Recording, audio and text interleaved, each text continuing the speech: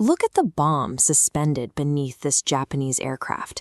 The night of December 20th, 1942, and Japanese bomber squadrons are swarming the dark skies over Calcutta, hunting for a very specific strategic target. This map highlights why. At the time, an essential supply artery was flowing right through Calcutta, carrying crucial Allied weapons and resources directly into China. Destroy the choke point right there at the Hooghly River, and the entire supply chain collapses. The target holding that route together was the Howrah Bridge. It was a 2,300-foot-long mass of steel, supporting massive amounts of daily traffic. And yet, it managed to stand upright without a single nut, bolt, or support pillar touching the riverbed.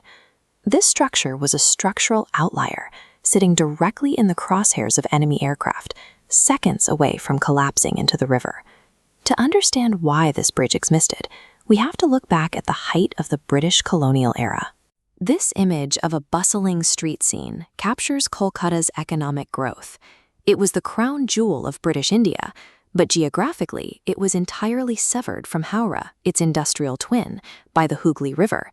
Moving goods between the two districts meant relying on slow, overcrowded river ferries. During monsoon season, the river surged, rendering the boats useless for days. Cargo piled up and ships waited at port, and the British Empire faced millions of dollars in trade delays. They needed a bridge, but the Hooghly posed a brutal engineering puzzle. It is a tidal river with violently shifting water levels. Its floor is covered in thick, bottomless silt that swallows heavy foundations. And, crucially, giant trade ships sailed through it daily. Any pillars built in the water would block the trade the British were trying to accelerate. The empire was trapped by its own economic ambitions. To fix the bottleneck, they had to span a volatile, muddy river without putting a single support column in the water. As you can see in this photograph from 1874, the first attempt was a compromise. Engineer Bradford Leslie designed a pontoon bridge built on giant iron floats. Instead of digging into the muddy floor, the bridge simply rode the volatile river tides up and down. This top-down mechanical visualization demonstrates its strangest feature. Whenever a large trade ship approached, the bridge literally unzipped. Sections physically uncoupled and drifted apart, letting the ship through before locking back together. It worked well enough for horse-drawn carts, but as the early 1900s arrived, Kolkata's traffic surged. Heavy trucks and thousands of pedestrians packed the wooden planks daily, and the floating structure began buckling under the weight. A permanent replacement was desperately needed, but global and local politics brought progress to a halt. As this gathering of protesters illustrates, massive domestic unrest over the 1905 partition of Bengal gripped the region. That, followed closely by the First World War, drained British resources and stalled any new construction for decades. The floating bridge was a clever stopgap, but it couldn't survive exponential population growth. A temporary fix was no longer viable. Engineers had to draft a permanent redesign. In 1922, a committee led by industrialist R.N. Mukherjee proposed an audacious solution. They would build a colossal cantilever bridge. Notice in this diagram how cantilever physics operate. Heavy outer towers are built on the riverbanks. As gravity pulls the weight of these outer sections down into the earth, it forces the inner arms to reach out and lock together tightly in the center. The physics counterbalance, leaving the water below clear. But holding that much steel in the air requires deep anchors. Engineers had to sink massive foundation shafts down through the riverbank's unstable layers of wet silt, hoping to hit solid ground before the earth collapsed on the workers. The mass of the materials made every step dangerous. One night, a massive steel tower segment slipped. It plummeted straight down, sinking 2 full feet into the ground. The impact was so massive that local seismographs actually recorded the crash as an earthquake. By selecting a design that kept the riverway clear, engineers didn't eliminate the physical risk.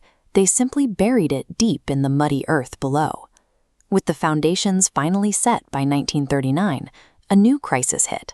World War II broke out, and the British factories meant to supply the 26,500 tons of steel for the bridge immediately diverted their metal to weapons manufacturing. This aerial view of a massive steel plant represents the solution. An Indian company, Tata Steel, stepped into the void. supplying 23,500 tons of high-tensile metal. The empire's biggest engineering project in Asia was now being built largely with Indian materials. Now, they had to assemble those 26,000 tons of steel, and they did it without using a single nut or bolt. This cross-section shows exactly how thermal riveting works. Metal pins are heated until they glow red, then shoved through the heavy steel plates. Workers immediately hammer both ends flat. As the metal cools, it contracts. That shrinking pulls the steel plates together with high-tension force. They repeated this process thousands of times. The entire structure was pulled taut and held rigid by the contracting force of cooling metal. The British drafted the cantilever concept, but the structure's strength came straight from Indian steel and a micro-engineering technique that made it tighter than bolted joints. Which brings us back to December 1942. The newly finished rivet-bound bridge is sitting in pitch darkness as Japanese bombers release their payloads. The result? Survival. Obscured by the citywide blackout and reinforced by thousands of rigid steel joints, the Howrah Bridge escaped the bombing run unscathed.